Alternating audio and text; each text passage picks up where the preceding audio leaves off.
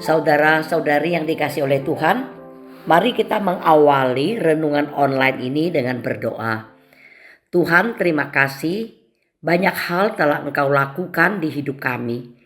Terima kasih juga dalam keterbatasan dan kelemahan kami, Engkau selalu hadir di hidup kami dan menyatakan kesabaran-Mu kepada kami. Saat ini kami rindu melalui renungan online ini, kami mendapatkan kebenaran firman-Mu untuk menuntun hidup kami.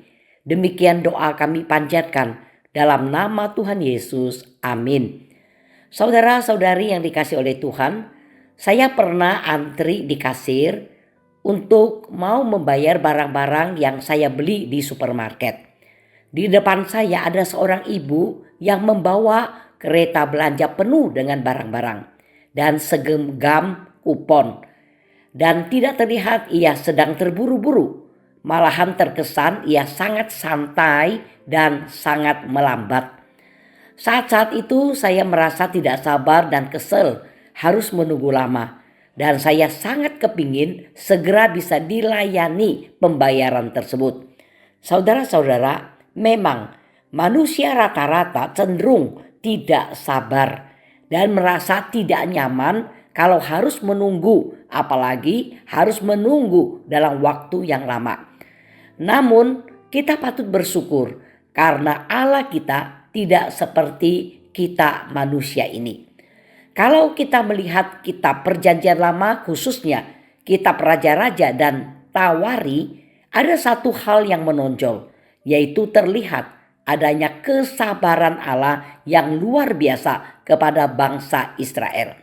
Saudara-saudara, memang terlihat di seluruh kehidupan bangsa Israel, termasuk saat Allah menyelesaikan rencana penebusannya dan memberi harapan hidup bagi seluruh bangsa di bumi ini, sangatlah tergantung pada pondasi kesabaran Allah.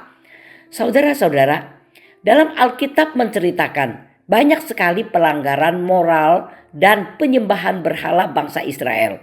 Namun Allah tidak bangkit dengan berkata, "Cukup, aku sudah muak dengan kejahatanmu, aku tidak akan bersabar denganmu lagi." Allah juga tidak berkata, "Aku akan menarik kembali semua janji-janji yang ada, dan kamu akan aku biarkan menghadapi hukuman dariku saja." Saudara-saudara, Allah tidak berkata atau berbuat demikian. Ya, Allah tidak seperti kita.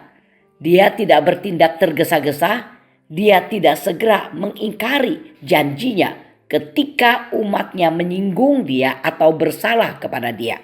Saudara-saudara, harus kita sadari juga bahwa Allah kita bukanlah Allah yang menganggap enteng dosa, tetapi Dia tahu bahwa satu-satunya yang akan mengalahkan dosa untuk selamanya adalah kasih karunia-Nya.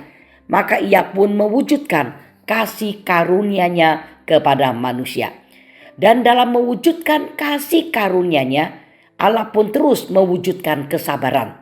Dia berulang kali memberi umatnya kesempatan untuk mengaku dosa dan berbalik kepadanya dalam pertobatan.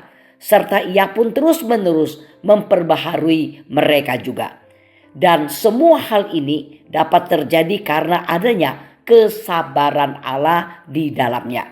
Saudara-saudara, kalau kita melihat 2 Tawari pasal 29, nampak ada kesabaran Allah didemonstrasikan dengan sangat kuat. Yaitu terlihat setelah Allah memakai bangsa-bangsa penyembah berhala sebagai alat pendisiplinannya, dan setelah semua kehancuran, kekalahan dan penawanan terjadi pada bangsa Israel, Allah pun belum merasa bahwa masalah dari anak-anaknya tersebut sudah selesai. Namun Allah membangkitkan Hizkia yang saleh untuk menunjuk para utusan untuk melakukan pekerjaan Allah dan mengembalikan bait suci kepada kemuliaannya agar mereka menghormati Allah.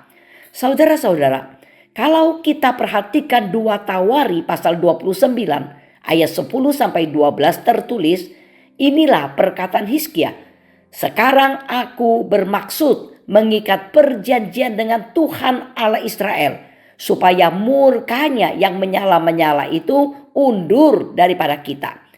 Anak-anakku, sekarang janganlah kamu lengah, karena kamu telah dipilih Tuhan untuk berdiri di hadapannya, untuk melayani Dia, untuk menyelenggarakan kebaktian dan membakar korban baginya. Saudara-saudara, bagian firman Tuhan ini penting untuk dimengerti, bahwa saat itu Hizkia memerintah sebagai raja dan membuat komitmen perjanjian antara bangsa Israel dengan Allah, bahwa Allah tidak akan murka lagi dengan bangsa Israel. Dan memang Allah berpegang teguh kepada perjanjiannya ini, sehingga Allah pun terus-menerus menunjukkan memang Ia sabar dan Ia sama sekali tidak meninggalkan perjanjiannya. Saudara-saudara, sebagai umat Allah hari ini, kiranya kita pun menyadari bahwa dalam menjalani kehidupan ini kita sangat membutuhkan kesabaran Allah. Dan dengan adanya kesabaran Allah ini dapat memberi ruang bagi kasih karunia Allah untuk terus mengalir. Sehingga akhirnya dengan kesabaran Allah dapat memberi harapan hidup bagi kita hari ini maupun di semua hari-hari mendatang. Ya, adanya kesabaran Allah, maka kita pun akan dimampukannya mendapatkan hidup yang berpengharapan di dunia ini. Maukah kita hidup berpengharapan di dunia ini? Kalau mau, ingatlah, kita membutuhkan adanya kesabaran Allah. Dan bersyukurlah kalau kesabaran Allah pun sudah terus-menerus diwujudkan pada kita sampai hari ini. Amin. Mari kita berdoa. Tuhan, terima kasih karena kesabaran-Mu yang luar biasa. Maka kami yang sebenarnya tidak layak, banyak kesalahan, sudah berdosa, menjadi memiliki hidup berpengharapan, bermanfaat dan memuliakan-Mu. Ya, terima kasih Tuhan atas kesabaran-Mu, sehingga kasih karunia-Mu pun terus mengalir begitu luar biasa kepada kami sampai hari ini. Terima kasih, terima kasih, terima kasih Tuhan atas kesabaran-Mu. Demikian doa kami panjatkan dalam nama Tuhan Yesus. Amin.